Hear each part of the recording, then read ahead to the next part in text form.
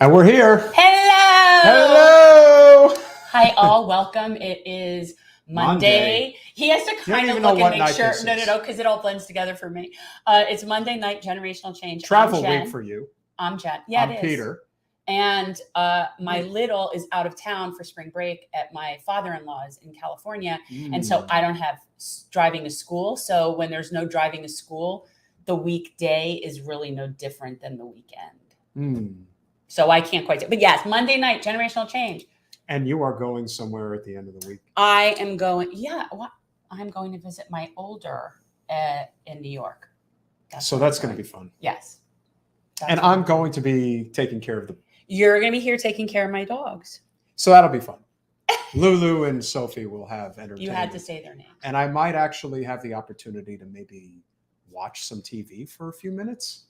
I know it's a lot for me to relax and actually do something, but I will say he is very, very wound, very tightly. But the new place that I'm living in right now, I like. I'm much more comfortable. I'm sleeping better. So things are looking on the up and up. I've got my first listing in real estate. Hey, life's good, baby.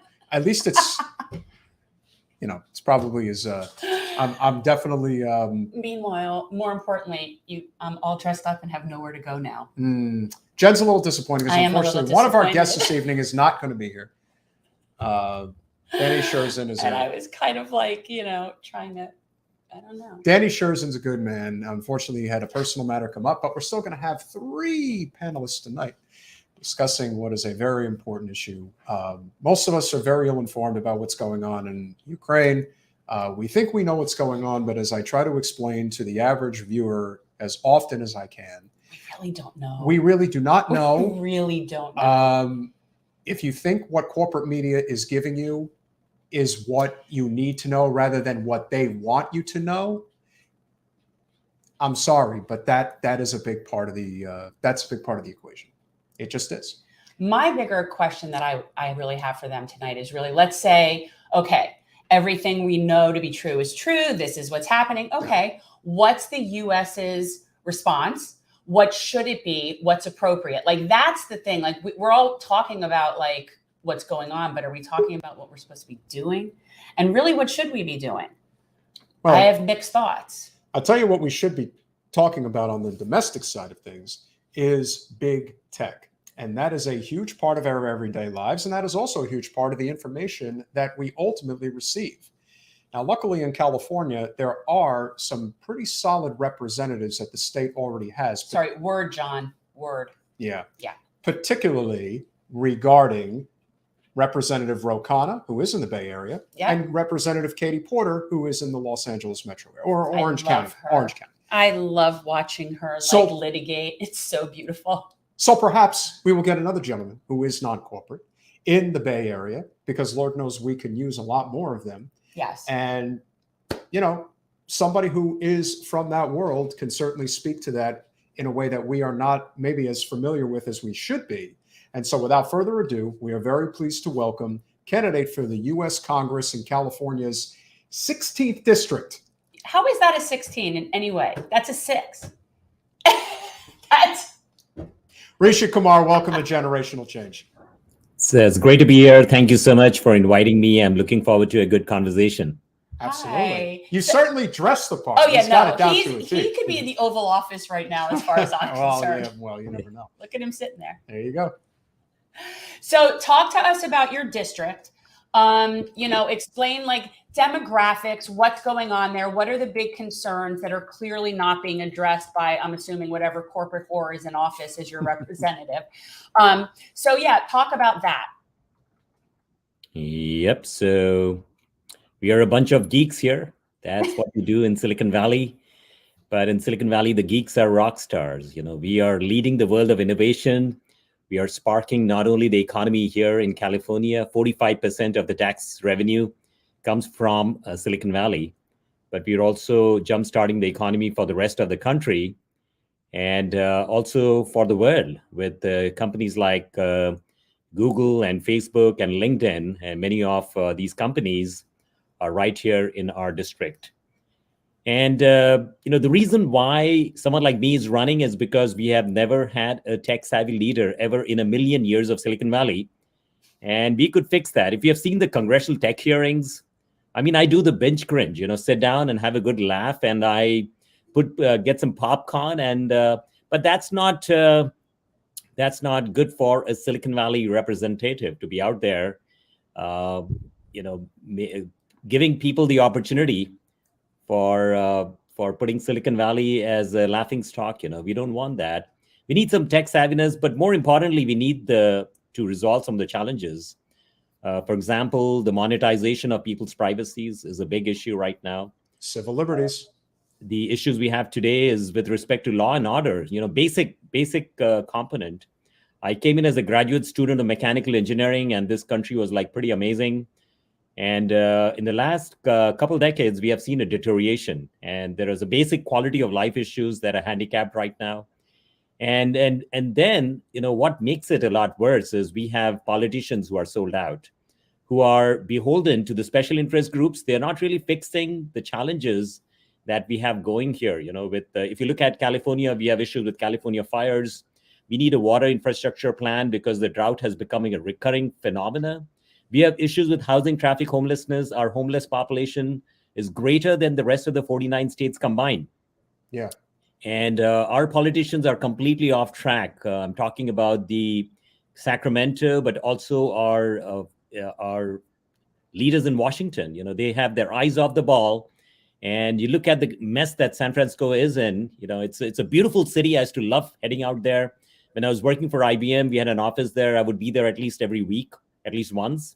And I would look forward to that. Now I don't step foot into San Francisco because it's a mess, and we need some able leaders stepping up, fixing these challenges. And that's the reason why we're running.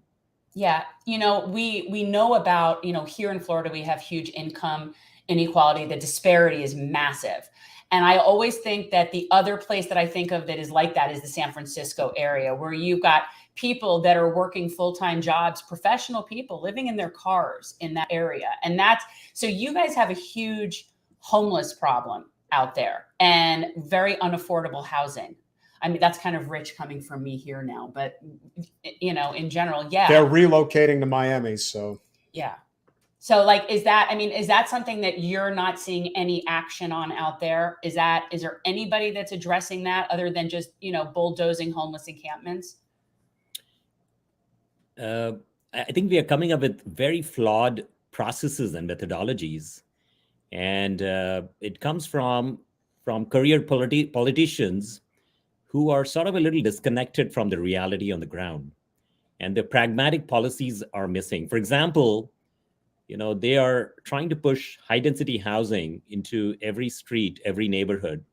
And the local laws are being preempted.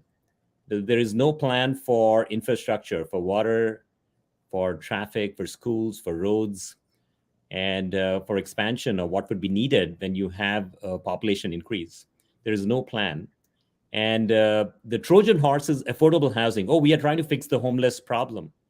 So to give you an example, right here in Las Gatos, which is the next town to Saratoga, which used to have Netflix and Roku and all these good companies, they replaced a 45-acre walnut orchard with affordable housing. And it's like Matchbox high-density housing. And they are affordable housing, but when I looked at the price tag on that, it was $2 million. And we would like to call that affordable housing. So is that how you're going to fix the affordable housing crisis? By making every city accessible to land developers to let them rake in their profits? And this is a classic case of politicians selling out to the real estate lobby and not really invested to fix the problems, So anyway, right. The homeless crisis, we have a solution for that. We have a plan to connect jobs, the Silicon Valley jobs, with far-flung communities like Modesto, Stockton, Fresno, Bakersfield, Sacramento, that are looking for an economy and seed the innovation economy in these far-flung corners, build high-speed transportation, and build a mega Silicon Valley. And that would create affordable housing, because you go to Modesto, you can find a single-family home, a beautiful mansion for like $500,000 that would cost you like $3 to $4 million here. So the housing is still affordable, and we need to come up with a vision plan to create a better future for Silicon Valley, which is currently lacking. We are looking at very tactical solutions, Trojan horse solutions in the guise of affordable housing, which is really not addressing anything at all. Yeah. We're speaking with Rishi Kumar, running for Congress in California's 16th congressional district. You bring up a great point. Transportation is something we're huge advocates for.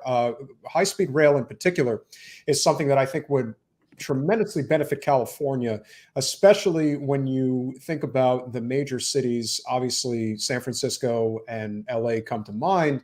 Like you said, whether it's Modesto, whether it's even if you want to talk about, people living in the Fresno Valley area, in that region, if you had a high-speed rail system that could get you from Fresno to the San Francisco Bay Area in 2 hours, that would really change life for millions of Californians. How do you see being on Capitol Hill and advocating for something like a high-speed rail system, which not only would be very beneficial economically, but it goes without saying what a tremendous impact it would have environmentally as well? Yes. So essentially, I'm a big proponent of high-speed transportation, net zero greenhouse gas. And I'm not talking about the bullet train, which is a technology from the 1950s. I'm talking about cutting edge solutions, and this is Silicon Valley. We can come up with, we basically gave birth to the electric car here with Elon Musk and Tesla. We can create some radical approaches to transportation. Now, when you look at the current challenge we have here, if you have ever been to Silicon Valley and you have taken the light rail, I do this on a random basis. I'll be talking to somebody, I'll be talking about traffic, homelessness, and I'll say, how many times have you taken the light rail? And a gentleman would say, I've lived here for 20 years, I've taken it like 2 times. And because it's a very slow system, it's an old system, it doesn't work, and it's bleeding cash every single day. And if I bike to work, I'll get there a lot faster, 1/4 of the time that a light rail would take me, which is like, why is this thing functioning? So we have come up with like solutions that are really not addressing the needs of the people, but nobody wants to shut it down. And there was a grand jury report a couple of years back which said that, look, it's not working very well. And it's only now that I see the mayor, Sam Liccardo of San Jose, starting to talk about it. He's in his very final year of his mayorship, and he's starting to talk about why we need to come up with smarter solutions. Coming from the world of the private sector, I've ran business operations. We know how to optimize it, how to really make sure that the profit-making business will thrive and the rest of the stuff will be pulled aside and cast away. We need to be approaching the public sector in a very similar approach. If people are not using it, if it's not serving the people, why are we doing that, right? So here is my vision plan, the net zero greenhouse gas system, something like the Hyperloop. And I'm not saying it's the Hyperloop. Phase A is to have a tunnel-based system. If you have a tunnel-based system from Stockton to San Jose, you will cut the commute time to an hour. Now, in peak traffic, it takes us about 4 hours. With no traffic, it takes at least 2.5 hours. And you could drop it down to like an hour with tunnel-based systems. Now, the price per mile of a tunnel-based system is 10% the price of a bullet train. You can build it a lot cheaper. And if you go to rishikumar.com/traffic, you will find this vision plan explained in great detail. And there are countries across the world that are looking at these net zero greenhouse gas options, transportation options, because at the end of the day, if you try to put like high density housing here, it becomes unsustainable. It wrecks the quality of life. We need to approach it a little smarter. And in Washington, the one thing we will do in my first 2 years, starting 2023, is to champion this type of transportation solutions. Now, this is not just relevant here for California, for Silicon Valley, but it's also relevant for Los Angeles, for Chicago, the Washington, D.C. area, the New York City area. It's time because supply chain is broken. People are stuck. People are feeling the pain, spending time in cars, the gas guzzlers. So we need better options. I'll give you an interesting story. We spent time in Paris and we spent a week in Paris or a week in London. And everybody in Paris was like so slim, lean and mean. And we were, when we would come back to the hotel, we had actually walked like 15,000 steps because there were so many, we were taking public transportation. There were many interchanges. And from one interchange to the next, sometimes you would walk like half a mile. And everybody takes public transportation there. This can also make our country a lot more healthier. It's a smart option. It's a good option for the future. And we need to start exploring that for America. Yeah. So we just did a quick little look up on the incumbent in your area. Mr. And Costa. yeah. And so guys, send Rishi some love, because this gentleman that he's running against is a Democrat that supported the Keystone XL pipeline. He's not just a Democrat. He's one of the chairs. Actually, I would like to just jump in that 16th district today, I mean, the pages have not been updated yet. The online world, there's a little bit of a lag. So I'm running against Congressman Anna Eshoo. He is, this was part of the 18th district. Now, she is the incumbent in the 16th district. It's 80% of the old 18. And Congresswoman Anna Eshoo, I respect her, 44 years in public office, but she's the #1 recipient of pharma money in the US Congress. Oh, and that's a record that hopefully I will never, ever have. Right. Because you don't take corporate money at all. Exactly. We reject the special interest group money. We reject the PAC money. And people in 2020, we spent $700,000, which nobody had spent in the last 30 years ever as a challenger. And Congresswoman Eshoo, she spent about $1.7 million, but 50% of her money came from PAC money. I call it the tainted dark money. If you take that out, there is parity. So people tell me, Rishi, will you change your mind? Will you start accepting PAC money? Because it sounds like we need money to win this race. And I tell them, look, integrity is the most important thing. We are looking to change politics, the way we look at it. And I will never, ever accept any PAC money in my life. Simple. Yeah, that's how we are too about that stuff. Rishi, we believe without question that the biggest issue facing our country today is corporate special interest money, which has completely captured our government. California is a prime example of this problem, probably more than any other state, because it has a Democratic supermajority, and everybody who constantly harps on this idea that it's all about the Republicans. And that's not to say the Republicans are innocent, but what we are saying is that not all Democrats are created equal. As we alluded to, you can have great representatives like Representative Khanna and Representative Porter, but then you also have representatives like even Representative Costa and especially Representative Eshoo, who are taking corporate special interest money out the wazoo. There is no limit to what they will and will not take. And I think knowing the difference and really emphasizing that difference is probably the biggest reason why California did not get enough traction with State House Representative Ash Kalra, who is a friend who came on, talked about getting CalCare passed. When you have all of this corporate red tape that is in your way, trying to unwind that, I think, is the issue of the day. Would you agree that more than anything else is what is preventing us from having things like a clean climate initiative? That's why we can't have nice things. Clean energy grid, universal health care, living wage, the list goes on and on. But to us, this is the central issue of our time. Would you agree with that? I would absolutely agree 100%, because the agenda of the American people is currently being subverted by politicians who are paying heed to the special interest groups. And I think that's the biggest challenge ahead of us. This is the reason why America is sliding downhill, because the politicians are really not stepping up to solve the big challenges. Governor Gavin Newsom called California, we are looking like a third world country. And I absolutely agree with him. With all the law and order situation that we have here, they're stealing catalytic converters, ransacking malls. And our politicians have a completely skewed perspective of the world. And, if you look at my stint in city council, I'm in my final year in my second term. And the very first time we ran, we barely escaped with 71 votes. That was the margin of victory. But 4 years later, we won with the greatest number of votes in 64 years of my city. And because we stepped up and took on the big challenges, we challenged a very powerful water utility company. Their profits were $52 million annually. They were gouging the people, and people were hurting. People were crying looking at the water bill. And why am I the only elected leader from 6 cities that's been battling them for 5 years now? That's a travesty. When somebody's gouging the people, our elected leaders should step up and do something about it. When I started talking about burglaries in my city, it had grown 100% over 4 years. Some of my colleagues on the city council said, Rishi, you will drop the real estate price of Saratoga by talking about crime. I'm like, really? When there's a problem, are you going to worry about these types of things? We stepped up and we took on big challenges that nobody else wanted to touch. They wanted to build high density housing on a mountain hillside fire risk zone, which had a very narrow road that would disrupt wildlife vegetation. And I stood on one side, the rest of the council on the other side. I said, no, I cannot support this project because it's not the right environmental project.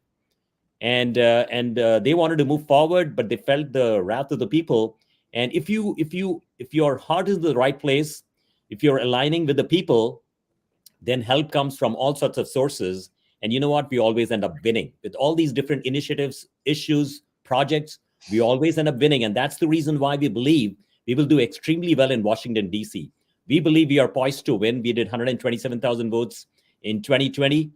We just needed another 45,000 votes. That was the delta, that was the gap. And we have done extremely well with the campaign. We have hundreds of volunteers. We are knocking on doors. We are together. Lots of young high school, college students who have joined us. And we believe we can change the world together, Very exciting for us. Yeah. Rishi, I want to ask you one last question before you go, which I think is very important. One of the arguments that a lot of people make regarding, how to handle the big tech problem of California is, listen, quite frankly, you could probably put a 2-3% estate tax on the richest people in California and pay for high-speed rail. Like, you could do something very, very simple, but the argument is always, well, if we tax the super rich in the Bay Area too much, they're just going to leave the state. They're going to go to Austin. They're going to go to Miami. They're going to go to states with no state income tax and save themselves billions of dollars. Do you buy that argument that people will just arbitrarily leave California? I mean, the San Francisco Bay Area, whether it's Montecito or, any of those towns, they consider it some of the most desirable places in the world to live in. And so I almost feel like, do you want to call their bluff? Because that's kind of what I'm thinking. How do you see it? Do you see that there needs to come a point where people simply just need to step up and say enough is enough already with how big tech just runs roughshod over everything? Yes. So, obviously, I think big tech has not been perfect. And when I see our congressional rep, the incumbent, she's on national television, and she's scolding them publicly, I feel very bad about this, because they are your babies. They are right here in the congressional district, and you're making going to national television and you're slamming them. What I would be doing is I would be having proactive discussions before these types of challenges happen. I mean, we all know that Facebook has billions of pieces of data, and what they could do could lead to uncomfortable situations. I would be having discussions proactively. So my plan is to have like roundtables, invite the CEOs of the Valley, invite the CTOs of the Valley on a monthly basis, sitting down with them to talk about, here is the help I need to make things better for our Valley, and what help do you need? And as long as it doesn't trample upon people, it doesn't trample upon, it's subverting the interest of people, I'll be there to support them, because we need a vibrant economy. That is extremely important. We don't want companies leaving from here, right? But let me talk about, to address your question, it's part of my plan. If you go to rishikumar.com/traffic, you will see my plan where we talk about public-private partnerships. When we talk about mega scale projects, it doesn't mean that we have to rely upon public sector funding. The Silicon Valley companies are flush with cash. I mean, they have billions and billions of dollars of cash, and we should ask them, the onus should be on them to invest in the local economy here to make life better. For example, they could build housing on campus. Google, Facebook's, LinkedIn's of the world, Salesforce.com, they need to build on-campus housing. And many countries of the world have this concept of township housing, where companies build housing right on campus for the workers. And this is what we should explore. But also, they should be willing to invest. And there are companies across, if you look at globally, there are companies willing to invest in massive infrastructure projects because they have the money and they are benefiting from that local economy. They are benefiting from the resources that city has. So they're willing to invest. We need to approach it from that standpoint. And that would be my first option. I think that's a very well said point. I think a lot of times people just say tax them without actually saying, okay, well, tax them, and what do you want it to be used for? And so I think having very specific projects in mind, like a high-speed rail system, I think plans. It's yeah. Well, he's got plans. You've got plans. And I think you say it very obviously. That's a campaign tagline now. He's got plans. You've got plans, but no, and you know what? You are a very good combination of very, very bright, like academically bright, and also in touch with reality. I find that refreshing. And I think that you would make an excellent congressperson is what I think. Point, so I wish I could vote for you. Thank you so much. If you look at our forefathers, when this country was founded, we talked about farmers, blacksmith, teachers jumping into public service for a finite number of years and going back, because they bring their pragmatic values. And this is completely lacking today. I can tell you that based on what I see. You look, for example, people were hurting with gasoline prices, and there were folks commuting from like places like Mountain House or Tracy to Silicon Valley where the jobs are, and spending $150 on gas. And next thing I see politicians talking about, it's time to double down on clean energy. Come on, guys, you need to help people out. Yes, clean energy. Yes, we need to focus on that. But this is the time American people need help. They are hurting, right? Yeah. So the problem is this skewed sense of reality. I'll rest my case here, Yeah. You have done a phenomenal job, and we would love to have you again. Guys, go to rishikumar.com. Check him out. Share some love, guys. Absolutely. And we certainly wish you the best of luck. Obviously, the California primary is in June, so maybe we will have we'll have a California panel getting closer to primary day. Yeah, there's plenty of good California. Let's organize a debate with Congressman Eshoo right here. That would be phenomenal. We'll hold it right here. Jen doesn't like that, but I don't like debates. No, too bad. You gotta get with the because it depends on what you're debating. See, debates are supposed to be to further discourse and actually make a cogent argument. But that's not what they've turned into. Well, maybe on our show we could make that. Well, it depends. Like, there's certain things that are not debatable to me. I'm not going to debate healthcare. I'm not going to debate, there are certain things that to me we're past that point. Debates are worthy up to a point. And then it's kind of like, no, you just need to sit in the stupid section and move on. And that's just, I'm sorry. I don't like debates. Yeah, well, we are definitely. I like talking to smart people. We definitely are at the point now where we have to evolve in a much more robust and quicker way. Mr. Kumar, thank you so much. And we will definitely be talking with you soon. Thank you so much. It was a delight to. I'd love to be back. Thank you so much. Absolutely. Bye. Have a great night. So he was lovely. Nice gentleman, and obviously he definitely knows his stuff. And that is on the domestic side, which is of course very important. I sensed a tinge of Andrew Yang there too. He definitely is a very sharp. When you're talking about the privacy rights. But he also understands the idea of, he's been in the room with billionaires and he understands how you have to talk to them. It's not that they don't necessarily have interests, it's that they need to be addressed a certain way. So you got to respect him for that. That definitely makes a difference for sure. Because if you want to get them to do something, it can't just be tax. It's like, all right, well, what are you planning? So I think he's definitely got a lot of sharp ideas for sure. Man with a plan. There you go. So without further ado, we obviously have a very important panel that we have this evening. I think you guys know that when it comes to discussing the war in Ukraine, we are very limited in our observation and opinion because we know that most of the information we get is probably not accurate. And since we do not hold ourselves out as reporters and journalists, we bring on people who know things. That's what we do. We're a liaison between you and people who know things. So we are going to bring in 3 wonderful guests. It was supposed to be 4, but that's okay. You know what? He's going to be here in spirit. I've been stood up by Danny before. That is not the first time. Stood up by Danny again. You got to let him go, Jen. He's just not into you that much. He's just not that into me.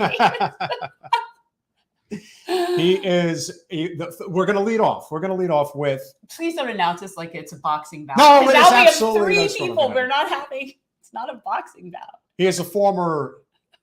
Oh no, excuse me. I can't say former. He is a United States Marine, and he is candidate for the United States Senate in the state, Jen's favorite state, North Carolina. Why would you say that like that? Well, because I got to get my twang going. And of course, he is running on the Green Party ticket. Matthew Hoh, welcome to Generational Change. Hey guys, thanks so much. And it's okay to call me a former Marine. I can't do 20 pull-ups anymore. So that's but I don't. To me, I get annoyed when he says it. It's like, no, once a Marine, always a Marine. That's true. Hey, it's I'm a big believer in what Babe Ruth supposedly said. That excuse me for that. That's just my attempt to keep the light from shining down on me, right? Just a little forward note. So that's very high tech. Very high tech, but it's effective. It's generally usually effective. But no, I'm a big believer in what Babe Ruth supposedly said, that yesterday's home runs don't win today's ball games. So if you're worth something, that's great. Right. What are you doing now, though? That's true. We are also very pleased to welcome back to the show. She is not only an activist and commentator, but she is a retired United States Air Force Lieutenant Colonel. She's a badass. You know where you love her. Kwiatkowski, welcome back to Generational Change. Thank you. Thanks for having me. No, it's always good. Like we always, when there's, I get asked, I'll do interviews. What are your thoughts on what's going on in Russia and Ukraine? And I'm like, my thoughts are that I really don't know what's going on in Russia and Ukraine. So I like this. I'm very appreciative that we have resources such as you guys to come on and talk about these things, because otherwise we don't know very much. So that's where we are. And last but not least. Well, you said it first. Well, you're the announcer person. I'm just sorry. And we definitely need to have somebody who knows DC as well as anybody. United States Army. We welcome back and we love Dennis Fritz. Welcome back to Generational Change. Well, thank you very much. Thank you very much. Can you hear me okay? We can hear you great. I don't know if you remember the last time we had some difficulties. I know it was choppy, but, yes, but it's coming I in had my wonderful. son to, okay, Dad, let me help you out this time. And so it's good to be back. Let me just correct one thing. Even though I grew up as an Army brat, as we called ourselves in Fort Bragg, Matt, my home state, even though I live in Maryland, called Maryland home, but North Carolina is my home state. But it's actually Command Chief retired from the Air Force. So we got 2 Air Force veterans tonight. I know I screwed up. You don't understand the little initials. But that's okay. Well, like I said, we're all, as they can tell you now, we're all purple now. We're all one team, even though we do have our, personal service pride. All right. Purple. Well, first and foremost, thank you for your service. And I know that's a cliche thing that a lot of people say, but your service in particular matters a lot because you don't ignore the atrocities that take place within the United States military and can also speak to what is going on right now in Ukraine in a way that is not biased, because we don't need that crap. And we're getting it all day, every day. And the debates on social media are completely out of sight, out of mind. You even have people so much as supporting Putin and what he's doing, which makes no sense. But we also have to recognize that there are motivations behind this. So whoever wants to jump in, from your perspective, based on the intel that you have, why is this taking place? Our observation is always that this is all about money and power. There is apparently a massive amount of natural gas resources within Ukraine. That seems to be the most logical reason that this is taking place. Whoever wants to lead off, share your thoughts as to why this current conflict is taking place and how we'll get to ultimately how it's going to conclude. Yeah. But right now, why do you see this currently going on? Anybody jump in? Karen. Karen, lead us off. There you go. Okay. Why is it taking place? Yes, there's energy issues. I think on a micro level or on a regional level, I mean, it's taking place because those 2 countries can't get along. They're not getting along, and they're not getting along because one's threatening the other and the other's threatening the one. So there are for a long time huge hostilities for a long time. Meaning, I mean, we can go back and we've heard the Holodomor and all these things. So the hostilities between Ukrainians and Russians, that's old. Okay, that's been around. The language is different. I don't know how many people noticed we are not allowed to say Kiev. We must say Kyiv. And the reason is our late recognition of very much cultural and political differences between Ukrainians on the east and Russians on the west. And these are Russian Ukrainians. I mean, these are Russians that live in Ukraine. So, and they're Russians that have declared their independence. I mean, 2 of those provinces have declared in 2014 their independence from, and this independence was recognized in terms of the Minsk Treaty. The Minsk Treaty that was put together talked about these independent Russian republics. They're overwhelmingly Russian, and they're on the west, and they don't. They have declared themselves independent of Kyiv, if you will. So we have this ground, the politics of the culture on the ground, and then you have the U.S. and NATO, and we could talk about that a lot. Quite simply, Ukraine is a I don't know if you want to call it a pawn, a chess piece. It is something that the U.S. does not value as Ukraine per se. It values it as how it can enrich itself through Ukraine and also how it can torment Russia. And, why do we want to torment Russia? I don't know, but there's reasons for it. If you look at the U.S. history, we don't go. I won't go too long, but we haven't won a war since World War II. That's a statement of fact, but it also reflects a frustration amongst many people in Washington, because they see that as a sign, and it is a sign. It is a sign they should not ignore, but it's a sign that, we're not the superpower that we thought we were. We cannot bring our will to bear around the world through military force, and actually we can't do it through soft force either, because we've lost a lot of respect through some of the things that have happened. We carry a lot of debt in this country. We're talking to Russia. We've got 30 trillion in current debt. Russia has no debt to speak of. They don't. So Russia can finance its war, and we have to continue to borrow to go to war. So the rest of the world sees this, and they see our track record. They see what many of them would view as corruption and arrogance and that kind of thing. And so they don't respect us. They don't respect us like they should, or like we think they should. Russia is a symbol of the future of a multipolar world, and the U.S. is resisting that. And we don't care if Ukraine goes up in flames. We don't care if Ukrainians die. We do not care if there are 6 million displaced and refugee Ukrainians in Germany and Poland. We don't care about that. That's not what the U.S. issue is all about. The U.S. issue is, how do we get back up on that pedestal of global superpower? And we're playing it out in Ukraine. Great point, Karen. Dennis, hop in. Definitely want to hear your thoughts, regarding, again, we do have a machismo problem in this country. And, right now you're seeing the drum beats for war like hasn't been seen in 20 years. Yeah. Well, let me just share something with you. I'm going to go from a different perspective for Karen. And don't take this wrong what I'm about to say, okay? Sure. Early on in the process, I had some sympathy for Russia. I did. Because of the fact, if you go back to President Reagan, Gorbachev, tear down this wall. And I had an opportunity to go over once that was happening on a congressional delegation trip. And when the wall was, in fact, I got a piece of the wall as we were all gathering pieces of the wall. Now, why do I say at one time I had sympathy for Russia? Well, to be quite frank with you, after that, we, the United States of America, we continued the Cold War. And why do I say that? Well, one of the promises that we made, I don't know if it was on writing, but we did make it verbally, was that we would not expand NATO. And it didn't take long before we started expanding NATO. And that was wrong. As we value our security, other countries value their security. And so Russia valued their security as well. Now, when I said in the beginning, okay, I could understand their concern.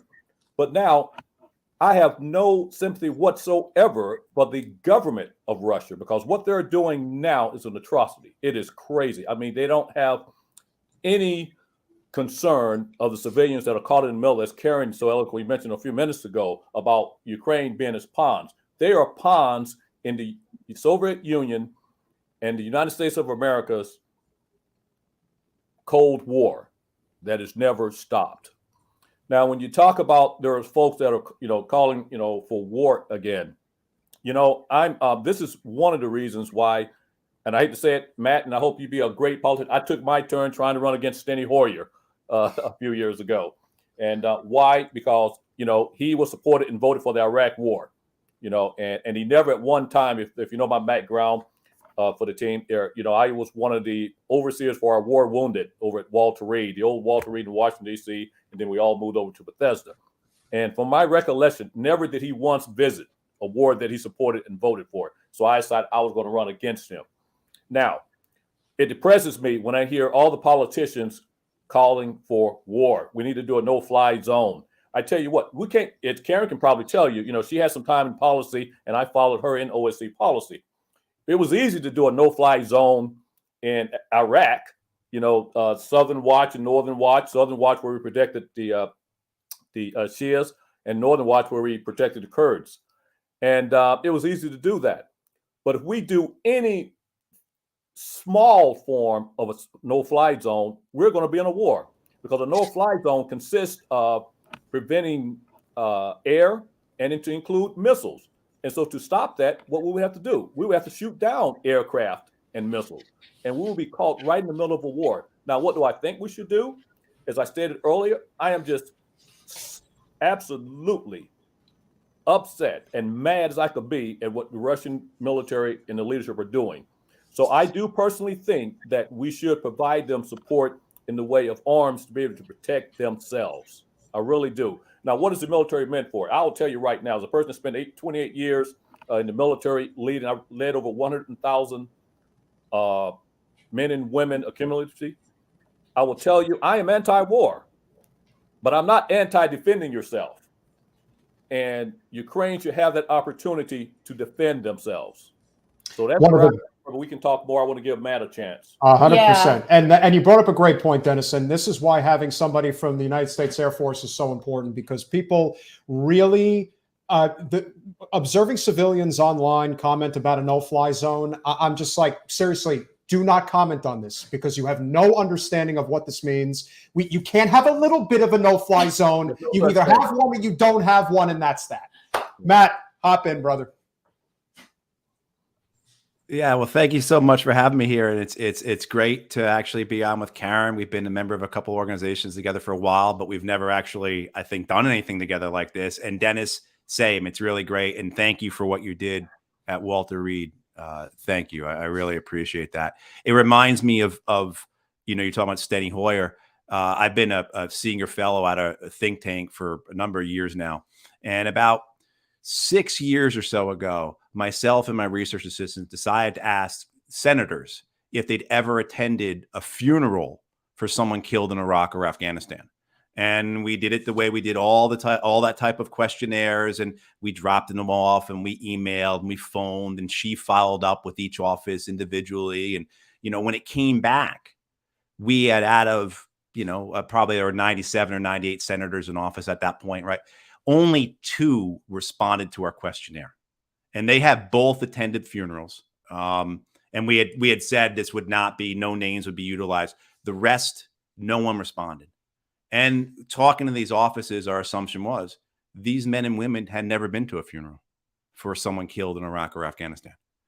So the fact, as Dennis was saying, that these wars don't touch the people that begin them, that sustain them, that fund them, that cheer for them. I mean, how many members of Congress right now are calling for a no-fly zone? And as Dennis said, have no idea what that even means, right? I mean, I think with most people, when you talk about a no-fly zone, and you say to them, a no-fly zone begins with the United States and NATO firing missiles into Russia to destroy Russian surface-to-air missile batteries. That's how it begins.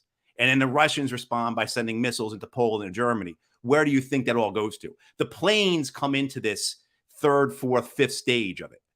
I mean, people just don't understand what we're actually talking about here, let alone the idea of escalation, and this idea that somehow war is controllable, escalation is controllable, nuclear weapons are usable. I mean, that's what terrifies me, is that there are those in both the United States and in Russia who believe that each nation's military possesses usable nuclear weapons. To get back to your original question about why this war has come about, to agree with Karen and Dennis, and there's multiple reasons, a lot of historical reasons. It's very dirty. Like most wars of invasion and occupation, it's incredibly dirty.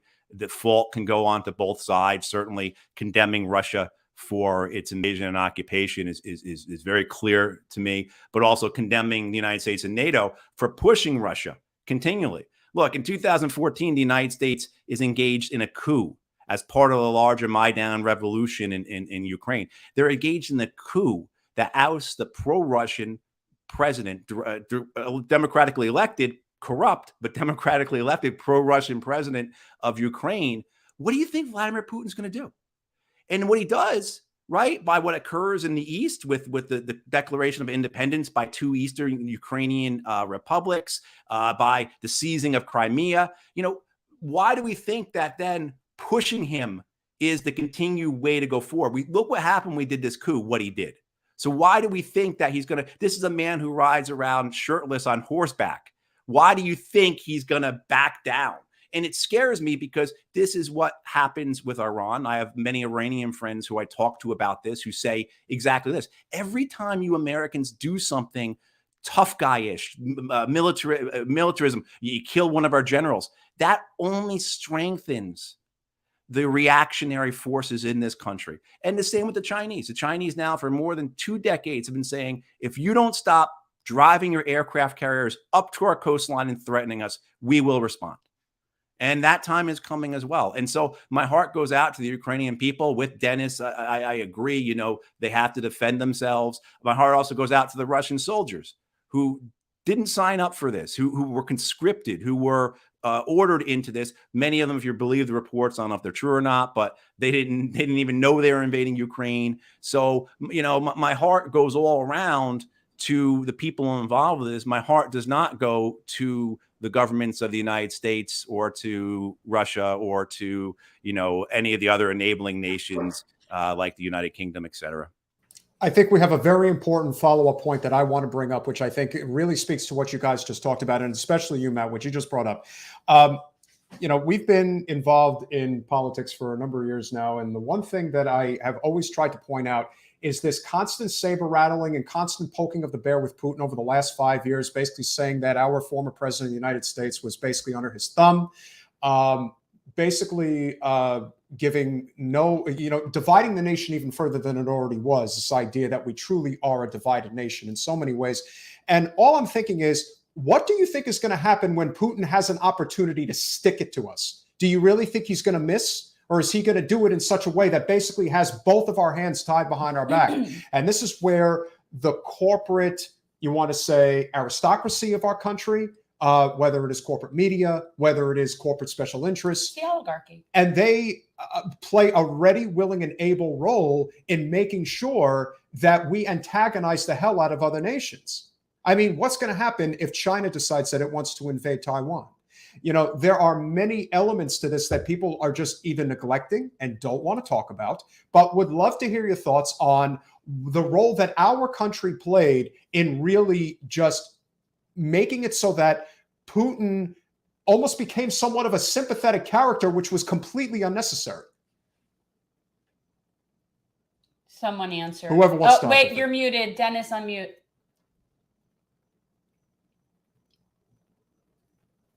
Okay, how about now? Now there you you're go. good. Okay. Let's look at it from this perspective. We have lobbyists and we have special interest organizations. And a lot of them drive this. Now, you know, from my era and from Karen's era, you know, we talked a lot about, we worked with them in the early 2000s. We cannot forget about the so-called neocons. We use them in the Middle East. That was a term we used quite a bit. But their sole mission in life is beating the drums of war under the skies of freedom, if you will.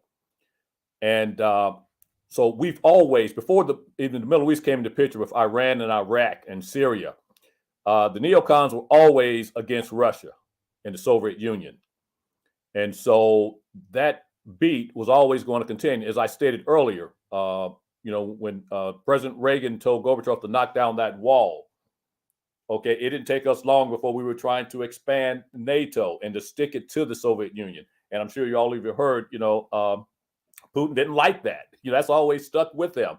And when we talk about, you know, power and greed, I know one of the things you probably, you know, want to, you know, to get at this, who benefits from this? You know, we're talking about, okay, let's talk about it. The military industrial complex, you know, do they benefit? Yes. I mean, you know, you hear folks talk about, okay, let's give them javelins, you know, the anti-tank busters. Let's give them anti-air. Well, who makes those? Raytheon and Lockheed Martin. And so it is beneficial to the military industrial complex.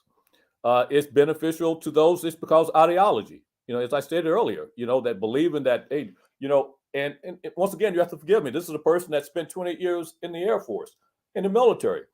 But I don't believe in so-called America's exceptionalism. It puts us like we think we're better than everybody. We have our own problems and issues. You know, I love my country.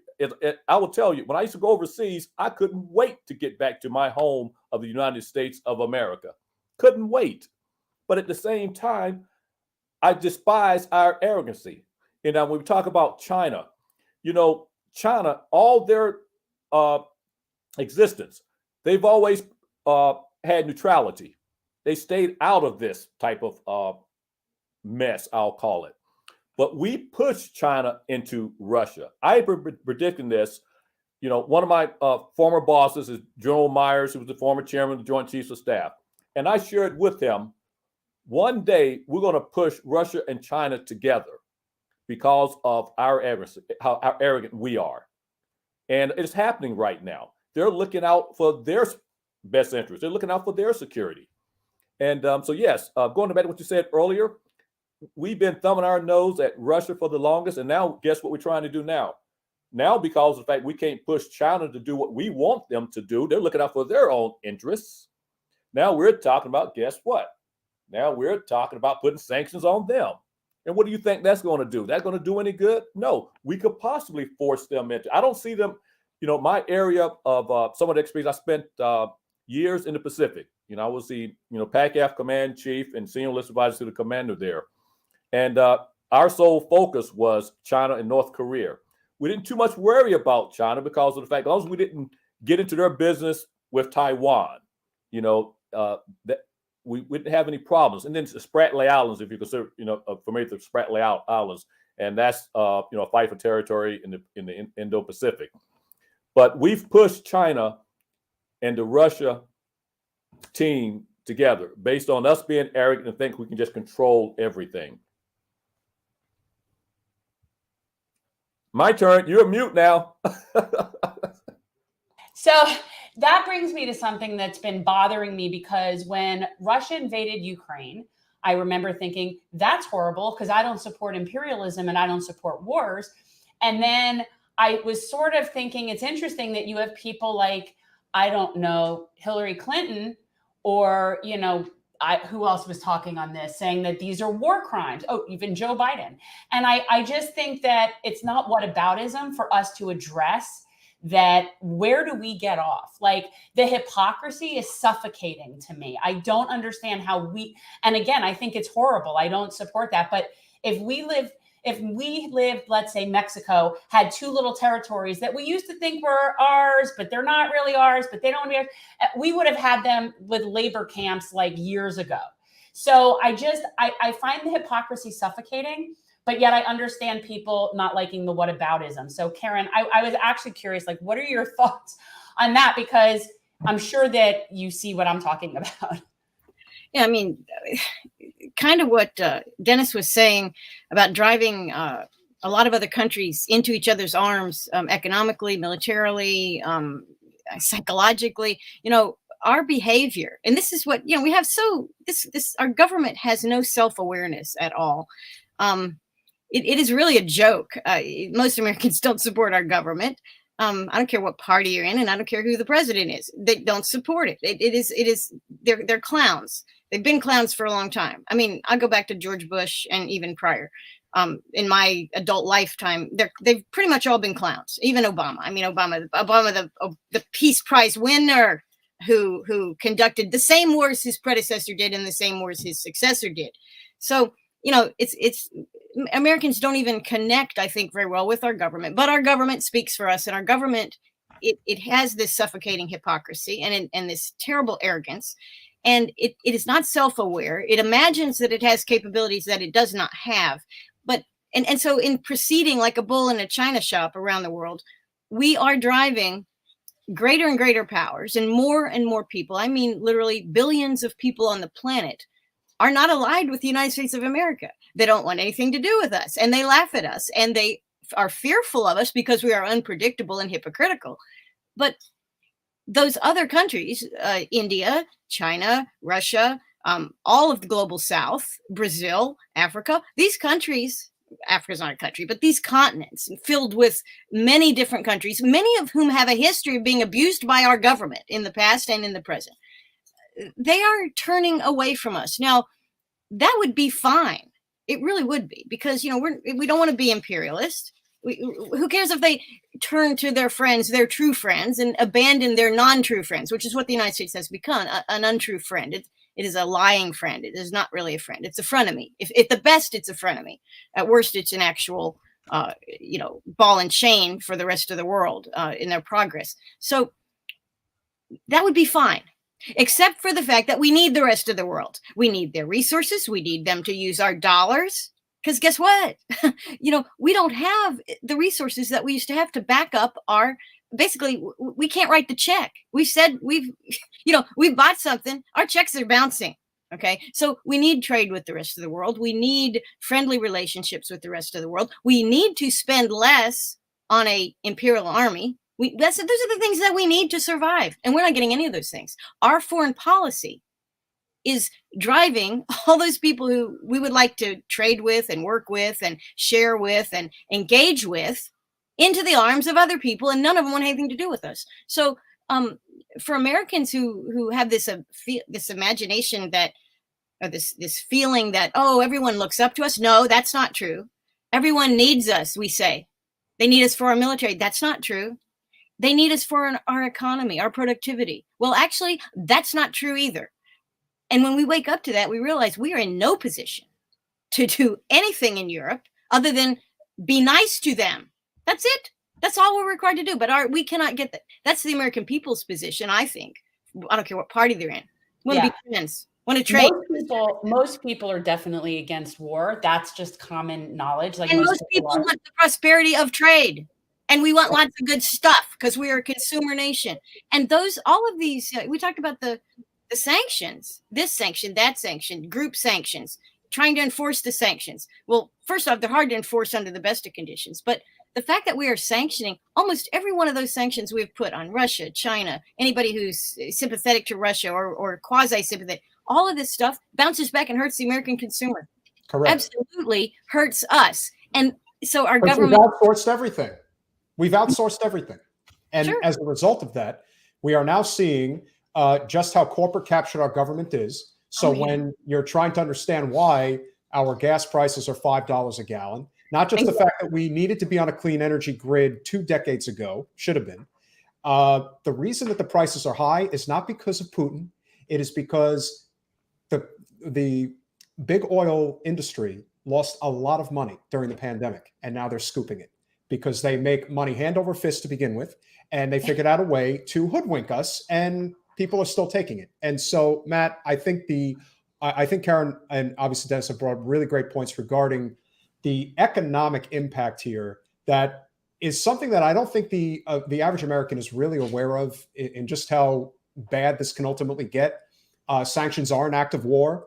And when you impose them in such a dramatic fashion, it doesn't matter if all these other small nations we're with the Ukraine and we're with America and all that. If India and China are with Russia, then it almost doesn't matter. It almost completely negates anything that we're doing. And this whole changing of the guard that some people have been talking about, if you want to share your thoughts on that, because it kind of seems like that may be what's happening right now. Well, to go back to the economic aspects for 1 minute in the larger American economy and the corporate capture of our government and the deliberate policies of the American government since the Nixon administration, right, of financialization, right? U.S. government policy is going to be that corporate profits go to Wall Street, not to the worker. I mean, that's, you understand that, you can understand how worker pay has remained flat or has declined for my entire life. I was born in 1973. And that's because of deliberate government policies. The meantime, corporations have gotten larger, banks have gotten bigger, and the billionaires have just, whether their own wealth or just more have been created. And I'm a big adherent to the work of the economist Michael Hudson on this. And Michael just wrote something recently where he talks about how the 3 sectors we have in the American economy right now that really capture the American government and drive policy are the military industrial complex, the oil, gas, and mining sector, and the finance, insurance, and real estate sector. Those 3 are all integrated. And I think that gets back to the conversation we're having now about the war in Ukraine, larger American war policies. Hey, we just passed this weekend was the 19th anniversary of the invasion of Iraq, a war that continues to kill Iraqis. So this idea about using sanctions, though, to achieve a result is just flawed. There is no evidence of American sanctions ever working to achieve the policy goals. Cuba being the best examples, but you can look at Venezuela, you can look at Iraq, you can look at North Korea. I mean, on and on and on. Iran. I mean, there are just example after example where those sanctions have done nothing but harm the population. And that goes back to kind of what we were saying earlier about how when you harm a population, that just makes them adhere more to their government. That just drives them towards more nationalist instincts or towards hardliners. People are going to protect them, right? It reinforces the machismo of the hardliners in power, right? We got to stand up to the Americans. And so you see that happen over and over again with sanctions, where sanctions, all they do is hurt people. That's all they do. They never change the government. So this idea that somehow we're going to sanction Russia, and that's going to make Vladimir Putin and the Russian government, because Putin's very important, but also too, there is a Russian government that he has constructed over these last 20 years that is an image of himself, but in itself is important to understand and respect. You don't have to like it, but respect it for what it's able to accomplish in terms of controlling its population and, you know, achieving results, if you will, staying in power.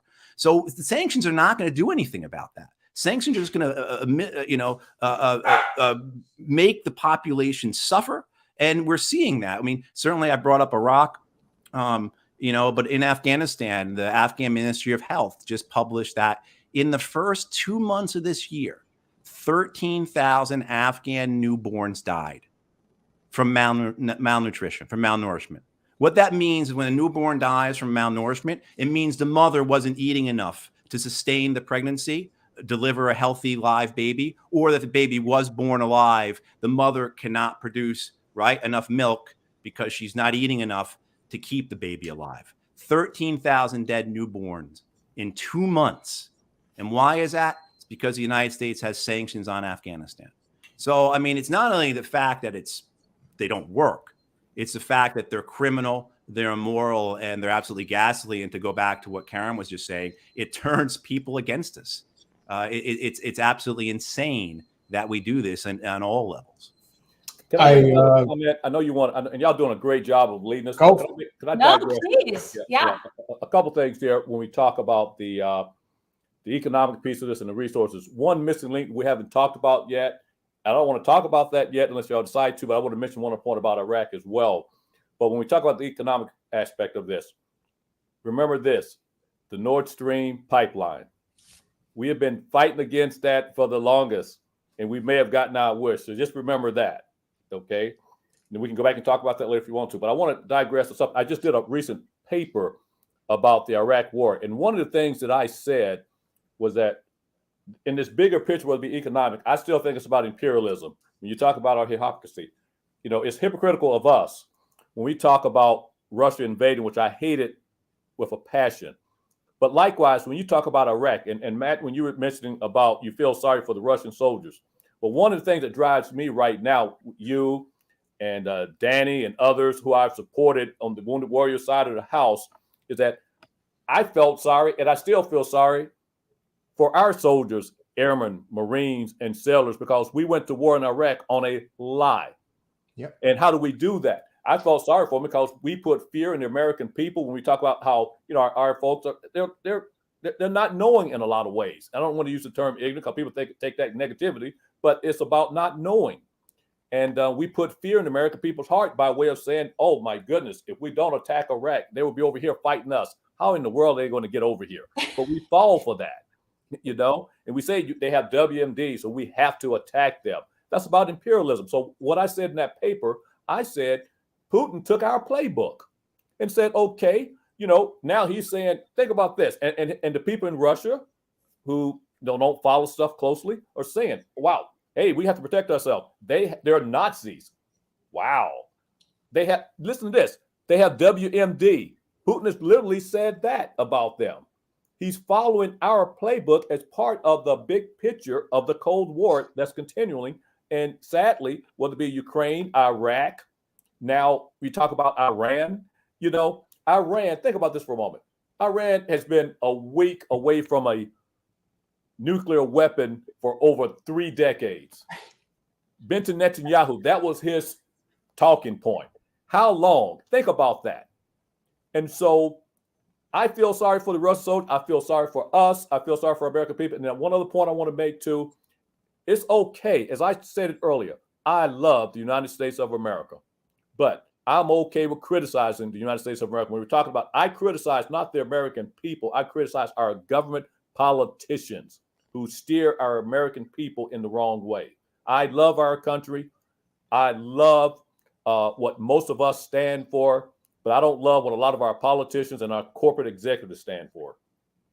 That's a very, very solid point. And of course, that is what we emphasize, is that it's much like the Russian people and the Russian government, the Chinese people and the Chinese government, and the American people and the American government. The three global superpowers have interests in a lot of different countries that have nothing to do with the interests of everyday people. It has everything to do with the interests of corporate, oligarchy. We see it all the time, and we see just how bad this is getting. And as you brought up, the Nord Stream pipeline, it is obviously, probably more than any other reason, the main, of the belligerents in this case, I would say this is probably number one, because of the amount of money that's involved, the amount of Russia's economy that is tied up specifically with natural gas. And so this in itself always gets back to, why is this happening? Everyone has a different reason as to why. Oh, there's neo-Nazis in the Ukrainian army and we have to get rid of them. Russia is trying to bring freedom and reunite the Soviet Union. It's to me, and I would assume you as well, Jen, it's always about corporate power. And the Nord Stream 2 pipeline is billions upon billions upon billions of dollars in corporate power. And when it's literally in Russia's backyard and Putin's been waiting for his opportunity, I think that this is the most logical reason why it is happening. And I'm wondering if you guys all agree. And ultimately, what is the way out of this? Yeah. How do you ultimately see this concluding? Because the only way I see this concluding is if both Zelensky and Putin can come out looking good to their respective countries and obviously their support networks. So whoever wants to lead off with that, this will be one of our closing topics for sure. Yeah. I'd like to jump in. Yeah. Because I like what Dennis had to say about the playbook, stealing of the playbook, and clearly that's the case. But we also have to look at the governments of the three, let's say just the three involved. Forget NATO for a second, because we run NATO. So the United States, and then you got Ukraine, which is led by a guy who was put in with a push or a coup that we conducted.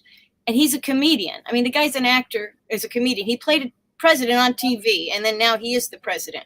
And yes, he does have associations with what we would consider to be, or what the Russians and many Ukrainians consider to be neo-Nazis.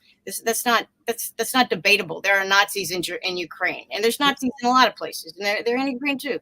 But this particular guy who's in charge, put in by a coup, has had to suppress, and this is prior to the war. I mean, he has suppressed since the war free speech and some of the political parties, but he actually did a lot of that before. And the reason he did it before is because, like all people who are put in place by a coup, they don't necessarily have the popular support that they would need through democratic elections and that kind of thing. So you've got Zelensky, you've got Putin on year 20, 21, 22. How long has Putin been in charge? 99. Right? Yeah, I know he rides his horse with no shirt on, but he's still aging, and he's still.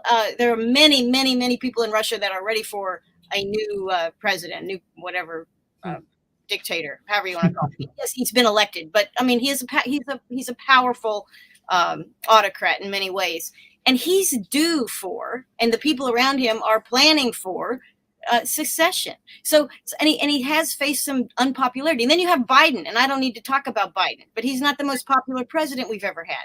So you've got three guys who all claim Democratic support, but every single one of their claims to popularity and to political relevance in their own countries is flawed, and it is actually marginal in many ways. And what do people who have power and are afraid and may lose that power and may lose the support of the very people that they rely on, what do? Well, they make war. They find great things to fight against. And COVID was nice for a while, but COVID's faded, and it's not as gripping as it once was as a way to say, hey, your government is here to help you and lead you.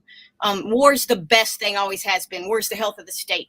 It always works. It works great. It stops the frontal lobes of the American people and any people, the Russian people and the Ukrainian people, and all the people who complain, well, Zelensky's not really that good, and he hasn't really helped Ukraine very much. You know, didn't the Americans put him here, and isn't he corrupt? Okay, well, those people are shut up now, right? Because there's war.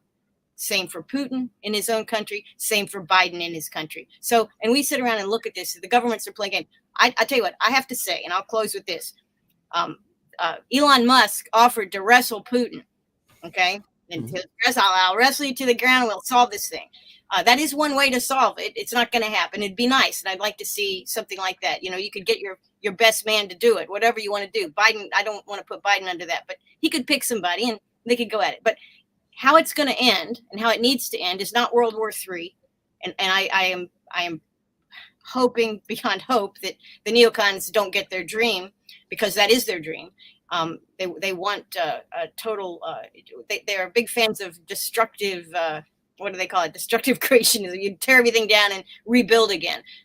That's not the answer. The answer is for a country like Ukraine and many other countries who currently are not neutral to become neutral, to embrace neutrality, to trade with all, to follow the Thomas Jefferson's, trade with all, entangling alliances with none. And both Washington and Jefferson said some form of that. But we need to, if we could do it, if we had a government that do it, and as people who can maybe help people think about this, we need to be encouraging this condition of neutrality that basically says, I'm going to take care of myself. I'm going to be friendly with you. I'm not going to be a pushover. I'm not going to do your criminal acts with you, and I'm not going to hide the truth about you, but I'm going to be neutral. I'm going to put myself, my country, my countrymen first. I've got goods I'd like to trade with you. If we can have fair trade, I'd like to do that. That's neutrality. And when you have neutrality, like Switzerland and Sweden and some of these other countries that kind of embrace that ideal of neutrality, people in the country, they do a couple of things. Their environment gets cleaner, and the people get wealthier, and they become happier. Okay, so that's the answer.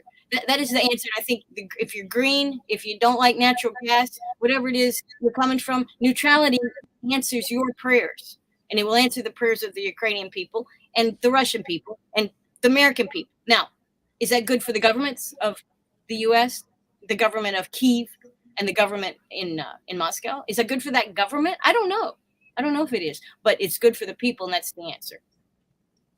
Very well said. Yeah. Gentlemen. Oh, I agree. No, I think that that's true. And I think that we look at this like, to me, all I ever see are regular people living in those countries just trying to keep their kids safe. And it's a bunch of, sorry to say, old men sitting around and sort of playing Stratego in this ridiculous manner. And it's just only hurting regular people. And I would like to point out, when you were talking about sanctions before, because I think people do not criticize Joe enough on this, by the end of this year, he will have been responsible for more people dying in Afghanistan than like in the whole 20 years of the war, based on those sanctions. And that is not being taken seriously enough. So I'm filing a public grievance about that right now. That's basically it. Like, he needs to be called out on that. For sure. Matt or Dennis? Dennis.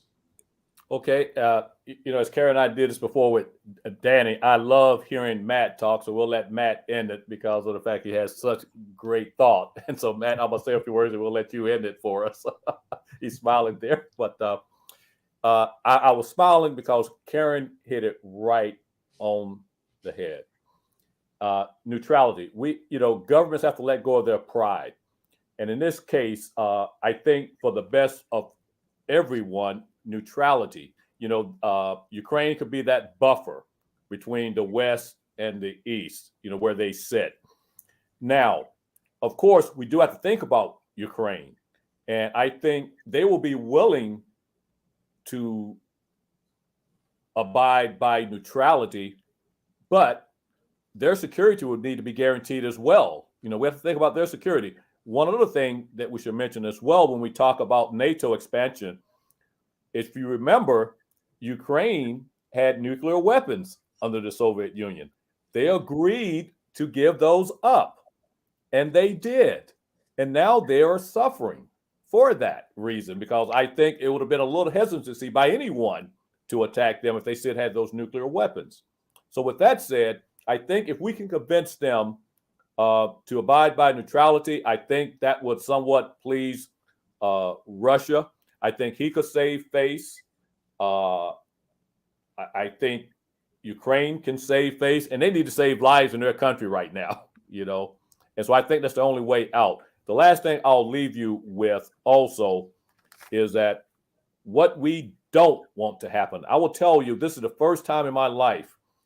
Part of my previous job before I retired out of Andrews Air Force Base, I was out in Space Command. And during that time, Space Command, the responsibility we had was we were in charge of the missile fields. And I went out to the missile fields often. This past weekend, I was with an event, and Karen, you may be familiar with this, the Air Force Aid Society. I sit on the board. It's a charity for the Air Force, and we bring together once a year all the senior Air Force leaders, Secretary of the Air Force, Chief of Staff of the Air Force, and all the MAJCOM commanders. And in that, I had an opportunity to talk with the Global Strike Commander, a 4-star general who's in charge of our nuclear weapons. And one of the things he said, I did not realize when I got into this job, I'll really be losing sleep. And so now, this is the first time being in Space Command. Our folks are always on alert, but this is the first time in my life that something could go wrong that worries me. So I hope they were able to come together, bring everybody to the table, and solve this sooner than later before there's some consequences that happen that we don't want to see. Yeah, before we can't take it back. And that's but my final question is, and Matthew, answer this, is what's our role? We're talking about, what is our role in facilitating this? What are we to do? Do we even have a role to play? Well, yeah. Do we have a role to play? And, you hear people talking about, they just don't want boots on the ground. Well, yeah, but I don't want anybody's boots on the ground. But what's our role is, in the United States regarding this, if any? I think in a larger sense, it's a continuation of the internationalism that comes out of the late 19th century, the early part of the 20th century, that really explodes after the First World War. This understanding that it's not two sides, the third side is something that, I very much believe. I don't believe we need to side with the Americans, don't need to side with the Russians. We need to side with the people. And that international needs to extend across borders. So you see what's happening in Russia now with the tens of thousands of people arrested for anti-war demonstrations. I mean, those are our brothers and sisters. Those are the people. We would be them if we were there, and they would be us if we were here. And I think we have to go forward with that to unify across borders that way. And then, of course, at home, we have to do everything we can to disrupt the current system. Look, people say, how come in 2012, Obama mocked Romney for saying Russia was an enemy, but then within a year and a half, we were at each other's throats? What happened? And this gets back to the larger question of what drives all this, and certainly the economic aspects too. One of the things that happens in April of 2013, Dominion Energy, which is either the first or second biggest energy company, power company in the United States, files to expand their liquid natural gas terminal at Cove Point in Virginia. $3.5 billion project. What's the purpose of it? To export natural gas to Europe. This is in direct competition then with what the Russians are doing. $3.5 billion are putting into this. If I would love to see an investigative journalist go into the various lobbying records that are kept, the various congressional office visits from that time, and see how many lobbyists from the power companies came out and were now supporting this more hawkish stance against Russia that turns the Obama administration completely around, right? I mean, completely around. The first half of the Obama administration completely different in the second half when it comes to Russia. And of course, the pushback occurs.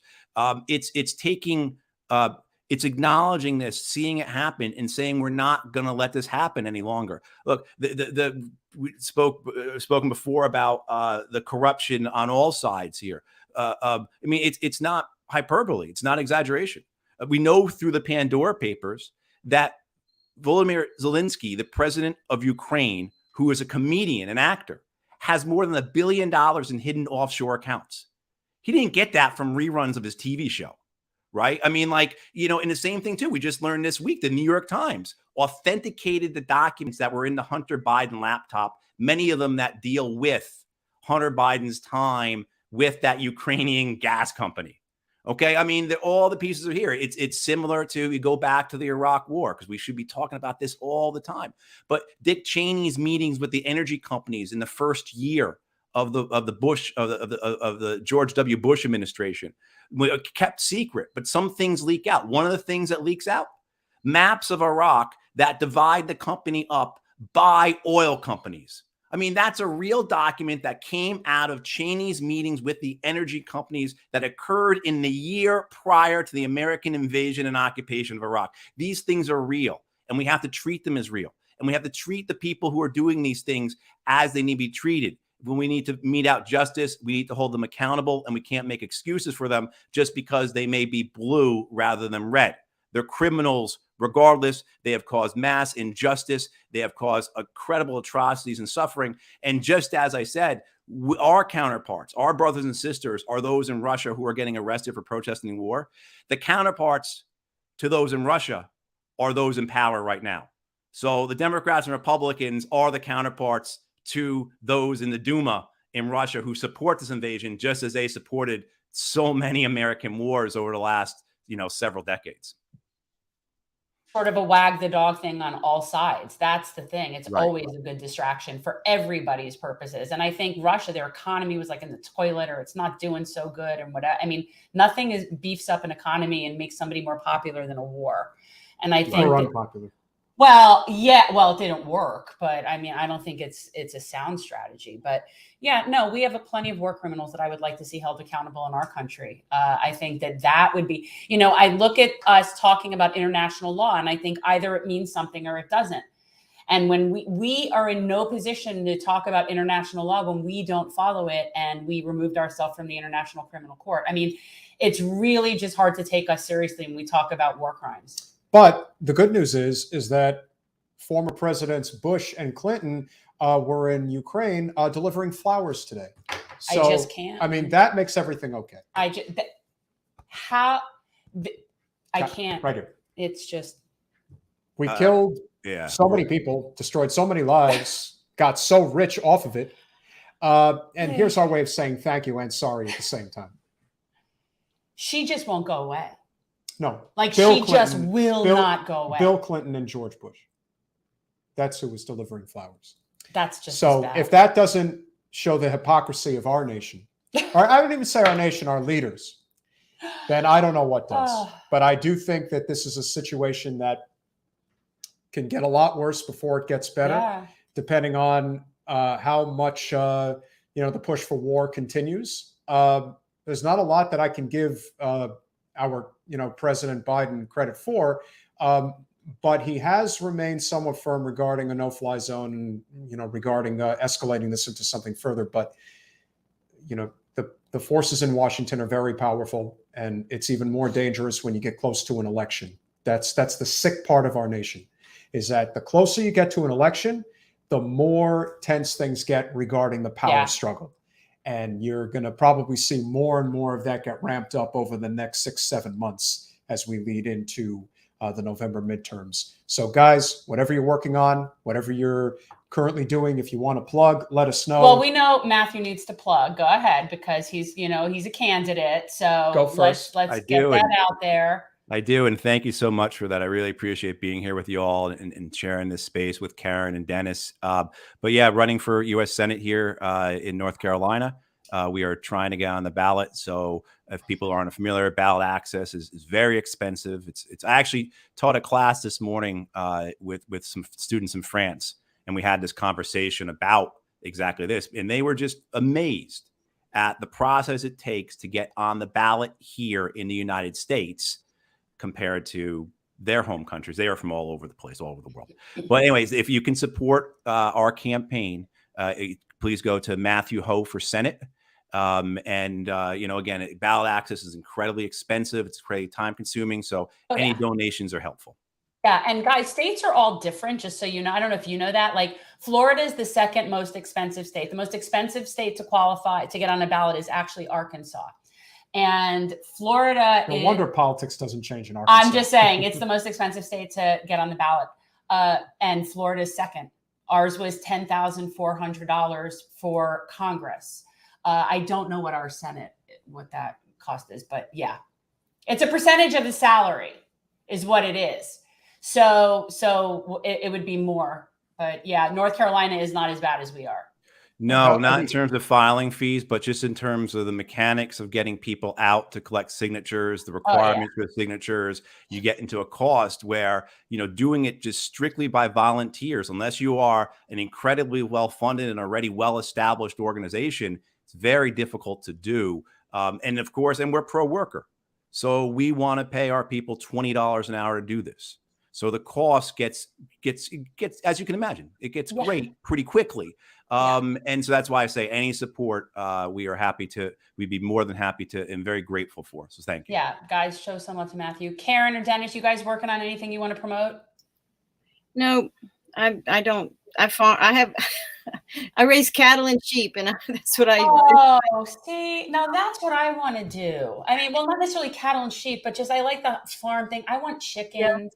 Yeah, you have chickens. That's all that stuff. Yeah, but I just every once in a while I write an article for Lou Rockwell, and it's oftentimes about sometimes domestic critiques, but very often foreign policy perspectives. But much like we talked about here, and that a lot of people are reaching. I mean, we're reaching your message, our kind of message, anti-war message, is reaching more and more people.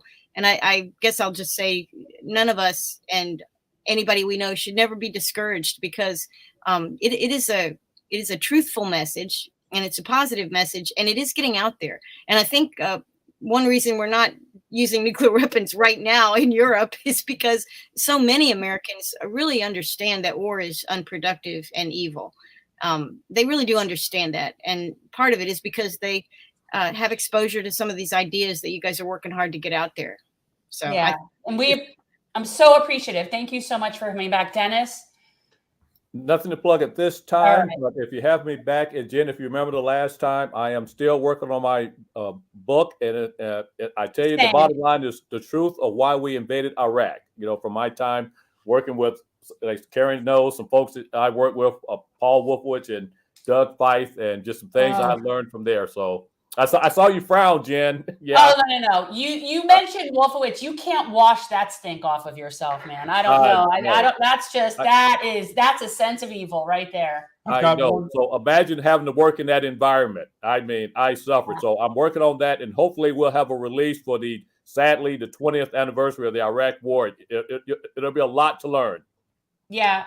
I have a bonus question that I want to ask you guys. We talked about that. No, I know. Just putting it out there. Appreciate your support, Firmware. Yeah. The last thing I want to mention, and this is one of the things that's always been my biggest issue regarding the citizenry and regarding people who serve our country versus those who don't. The people who are the loudest and the most aggressive, whether it is political pundits or even citizens, particularly in the suburbs, who are the loudest about war, and we have to do this, we have to do that, they are always the last people alive that would ever pick up a weapon to bear arms and defend this country or go and fight in another country to protect somebody else's life. What has been your observation as to why that is the case? Why is it that the John Boltons and the Bill Kristols and the Jennifer Rubins of the world are very often the loudest voices in the room regarding war and not going to war? And why do we have so many, social media lifers, especially in the suburbs with a lot of time to kill, that are the loudest people saying war, war, and more war, but they will never, ever fight it. They want someone else to do it. Yeah. That's a big, deep question for wrapping up, man. Sorry, it was on my mind and I had to ask. I think we need to wrap, but if you want to, quick hit. If anybody wants to has, hop in, I just think they're cowards. That's what I think. Well, let me just share one thing real quickly. When you mentioned, though, I shouldn't say this. I have no love whatsoever for John Bolton. I mean, he's just a nutcase. Okay, but I must admit, he did serve. Now, will he go back now? Again, of course he couldn't, but he did serve in regards to Bill Kristol. No love for him because, and I will tell you this. I have no love for Liz Cheney. You know, she'll never serve, but she was a big time warmonger along with her dad. But at the same time, I have gained some respect because in this case, she has put her country first in the last, instance with regards to January the 6th. But no, most of the time, it's just that it's about politics. Mhm. They think it makes them look strong through others. One of the things I always say is that wars, you're right, they're immune from it. But it's the young men and women, the Matts, the Dannys of the world, and their families that have to suffer when you have the Bill Cristols of the world and John Bolton of the world, who I must admit did serve, or the Liz Cheney, who never served. They're talking, but they do not suffer any consequences whatsoever. Okay. So going back to what you said, they can afford to do that. Halliburton. Yeah. Amen. Yeah. Yeah, I think there's there's an interrelation or a connection between megalomania and the economics of this, right? So you have the corporations that are seeking the profit, that see, and this gets back into empire and imperialism and the unique aspects of American imperialism, particularly the post Second World War aspects, where but there's what they need then is they need the spokespeople. And so, of course, they find these men and women who are willing to, this has been around for a long time. I mean, you go back to, American parlance, it's waving the bloody flag or the bloody shirt, which refers to this type of theatrics post-Civil War by American politicians. So I think it's that, the utilization of one by the other mutually for their own benefit. So you have these men and women who are then put onto networks, who are then kept in a holding position. Look, I mean, I know that in Washington, D.C., as much as the people in the Democratic Party and the foreign policy establishment were upset that Trump won, they were also a bit relieved because this gives them a chance now to go make money. Right? They literally high five each other as they're leaving Boeing, as they're leaving Lockheed Martin, as they're leaving their strategic communication firms, their hedge funds, et cetera, et cetera. The Republicans and Democrats pass each other. And so there are these positions because many of these people are not concerned with becoming the next Elon Musk or Jeff Bezos, right? John Bolton, certainly he lives a comfortable life, but his goal is not to be the richest man in the world. His goal is to have power, to be this puppeteer of the American empire, right? And the same with those on the Democratic side. So there's this relationship that, we could do a whole episode on this, just on that's what I said. the it's a very deep question right, for a wrap. Very I got to say, this is not a wrap-up question. Karen, bring us home, and we will definitely have to bring you guys back because this is an important topic that we didn't cover, but should cover it another day. Do you want me to address why they don't fight? I mean, why they don't fight? Because they're elites. And as Kissinger said, soldiers are dumb, stupid animals, and they should be treated like dumb, stupid animals. They are running a world that is only partially based on reality. It's very heavily based on money and resources. We don't matter. The people don't matter. I mean, if people mattered, then we'd have very few wars. Okay. But they don't matter to the people making these decisions. And whether it's the suburbs or the neocons in DC or politicians that have never served, the people that do put a uniform on are dumb, stupid animals, and the rest of the people really don't matter. That's their attitude. And if I sound a little contemptuous of our government, that's probably why. Yeah. Hey, let me just say, Karen is correct. I smiled. Karen, I have that in my book. I quoted that. He literally said that to the military advisor at the White House at the time. He literally said that. And yet, that son of a bitch is probably going to make 100 years old. So go figure. I don't understand how he's not incarcerated. Well, he drinks the blood of dead soldiers. He's that's what he does. That's how he stays alive. So Disgusting. Dennis Fritz, Karen Kwiatkowski, Matthew Hoh, thank you so much for joining us this evening. Thank you for your service. And we really enjoyed the conversation. And of course, we know we'll be talking with you again. There's never going to not be a war. Bye-bye. Good night, guys. Yes, that's true. There is never not going to be a war. And let me say right now, for the record, I'm against that one too. So am I. I'm against the next war. And can I just say, Karen really nailed it right at the end. Well, just how it just in like one fell swoop, just basically was like, yeah, this is. they don't give a shit. And again, I know I didn't mention Kissinger, but he is. Disgusting. Let me tell you something. Disgusting individual. There were a lot of moments when Bernie was running against like Hillary Satan. for president that really, really, like, it made you realize that somebody like Hillary could never become president of the United States. And when she defended supporting Henry Kissinger, I mean, at that was her point, idol. That was her idol. If that doesn't speak volumes, I don't know what does. You know, we never really talked about this letter I got from Dr. Jill Biden. And by the way, for people who know, I find it incredibly pretentious the use of the word doctor. For people who are not MDs, do you want we to don't save need that get for into Wednesday? that. I just wanted to point out that that's Okay. the only part of So the we'll return read the address. letter on Wednesday. Look, the return address literally just says Dr. Jill Biden. I can't see that. You can't It's see too that. close. All right, I can't do it right. But it's just Dr. Jill Biden. That's the return address. And I should just know who that is. Oh, She's remember how Dr. Jill remember how much Biden. crap you caught for pointing that I out? don't care. She earned that degree. What the hell? Can she prescribe medicine? Can she? I don't know. I don't think she's a licensed therapist. I mean, I don't know what. That's not the point. It's the point that liberals It's pretentious. have a really, they really And love their titles. And to talk, I think Matt 22 was asking about the number about Joe being responsible for more people dying in Afghanistan.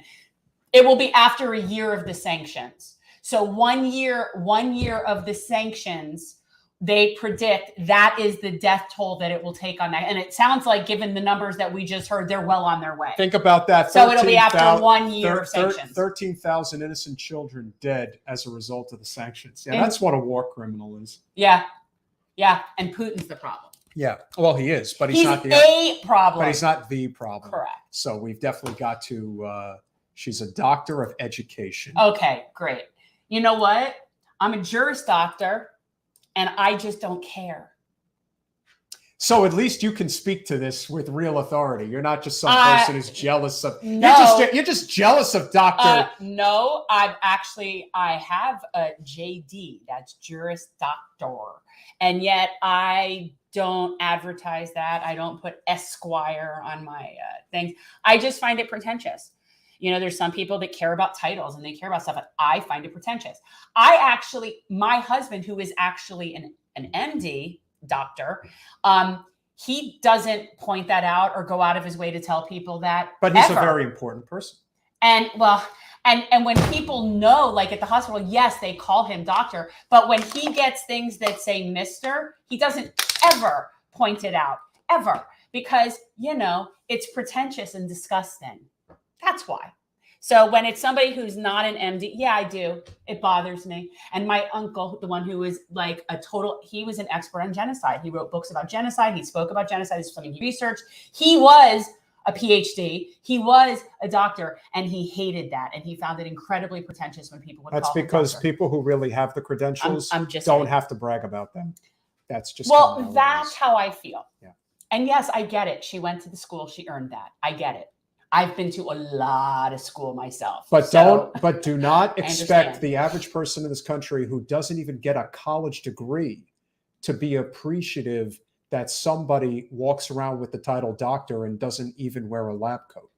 So when we talk about the pretentiousness and the sanctimony of the liberal class, It's a problem. it is a problem, and this is something that the average person cannot stand. And so when I get bulk mail from Dr. Jill Biden, and I think this is what's going out to Democrats. So this is representative of Democrats. It's pretentious.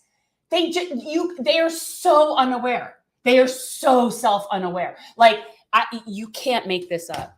How Like about it's just- ridiculous. If she just said First Lady Jill Biden, that would have been a lot better. Yes, That of would- course. So, Or a letter from the first lady. Yes, Yeah. fine, that whatever. makes sense. Yeah, I But get that. Whatever. I haven't even opened it because I don't even like to begin to read those things because I generally just find them extremely off-putting. And I try to imagine, how would I feel if I were non-political, didn't know any of this, and just knew that I was getting a letter from the first lady? Like, how would this read to me? I try to read it as just a regular, non-politically knowledgeable person. And they usually read like pretentious pieces of shit. Just saying. So well, what do we have if you coming up? enjoyed that Ooh, segment, be patrons. and Put up the yes, thing. if you guys enjoyed our show, Although you haven't been scrolling our patrons, you haven't been doing it. And I would like to point it, well, but we're supposed to. okay. And that's Peter has not been scrolling the patrons. Excuse me. Although I need to do a check and make sure all of those people are still patrons. I haven't checked in a while. Some people are, some people aren't. Fair enough. You know, and we still do have shirts, which we haven't sent a shirt out in forever. So Well, we've got a few guys, left, we've got so- shirts, we've got jerseys. We don't have any of these. Yeah, we do. We have GenCore shirts. Yeah, I have a few. Yeah, But guys, all the money that comes in through this podcast goes to GenCore, which is our 501c4. And as a result, it is, yes, we do endorse candidates, but our primary purpose is service. So the majority of money that we give from GenCore goes to service. and we only endorse non-corporate candidates. Yeah, we only endorse non-corporate candidates. or That's support true. for that matter. And if you guys enjoyed our show tonight, you're going to enjoy our show on Wednesday even more, which is at a special time. It is at 12 noon on Wednesday for a couple of reasons, not the least of which is that our first guest is going to be coming on all the way from Ireland. And Melissa Jukin is Please do not do that when she comes on. Okay, whatever. Don't do the Irish accent. So she is from Ireland and You is can't. a goat herder and conservationist who's going to teach us about how goats could potentially be the secret weapon to fighting against wildfires. Yeah, I found this article about her months ago, and I'm like, oh my God, I need to talk to this woman. I need to talk to the goat. I call her the goat lady, but I say it with like the utmost like admiration. And there's also something to be said for that I believe, and we'll find out, that she has basically made flourish a very old breed of goat, like this ancient breed of goat. And these goats in particular have been eating all the dried brush in such a way that they are using them to prevent wildfires. And so my thought when I first read this article was back the last time there was a major evacuation in California during the wildfires. And I thought, we need goats. That was my thought. Goats. I mean, obviously that's not like the final solution, but I just thought that was really interesting. So we're having her on, and who else? And our other guest is a special guest. It is going to be Bill Pulte. Many of you may have heard of him on social media. He is the Twitter philanthropist, and wanted to talk with somebody who actually has significant means in regards to how we solve some of these real economic crises in our lives. The way that we see it regarding his philanthropy is it's more or less what I would call giving people hope, because when you're really down on your luck and somebody helps you, it's nice, but it's only temporary. We need long-term solutions, not short-term. But I think So- what he's doing also is the primary idea isn't just him giving. I mean, yes, it's him giving. He is It's- just one, but if everyone, He's motivating Others. basically a movement of people to give. And I've said this my whole life, like if everybody gave what they could, people wouldn't need. But then I say things like that and I sound like a communist, and then I know I'm going to get crap. you commie bastard. What big show were we talking about? You mean, were you talking about me going on Rising? Yeah, Oh yeah, guys, I was on Rising. I think they put it up Friday. yeah. Clip of Jen talking There's a clip about of Jen. rotating villains, Senator Cinema. You guys, if you go onto the Hill Rising videos and you look at the recent one from Friday where it talks about the picture is of a Kirsten Sinema. The topic is Kirsten Sinema. I didn't particularly want to talk about Kirsten Sinema. I couldn't care less about her. But it gave us more exposure, and hopefully there'll But be that's other what the topic opportunities, was. So I got to go on and talk about her as the rotating World Wrestling Federation villain that she is.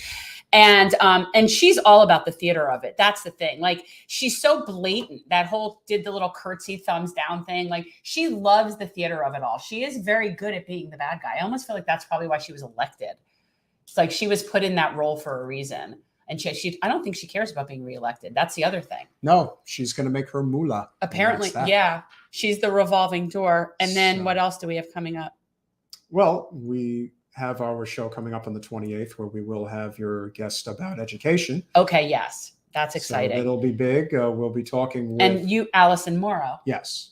And I don't know of like her. I mean, I looked, but how did that come about? Finding somebody that can talk about living off the grid and the importance of self-sustainability, which is important. And then the other gentleman, Zachary Wright, and I finished the book. I read the book. It's a short book. It's really good, and it's about education and justice. And so we're going to have him on and talk about that. We've never really talked about education before as its own topic. I think it's important. I agree. Very important. There's a lot of very stupid people out there. Oh, brother. A lot of stupid people. Yeah, a lot of people stupid enough to believe that war isn't a racket. And I will quote my favorite law school professor. His name was John Teeter. He's still teaching at St. Mary's, by the way. And on the first day of class, now, by the way, this was my torts class, and he walked in, and the very first thing he said to us was, a lot of stupid people do a lot of stupid things. And that was basically it. And it's true. Individuals are resourceful. People are dangerous. But it's like that. And that's by the way, that is the premise of torts, is a lot of stupid people do a lot of stupid things. Every basic tort story starts and ends with somebody doing something stupid. We'll see you in 36 hours.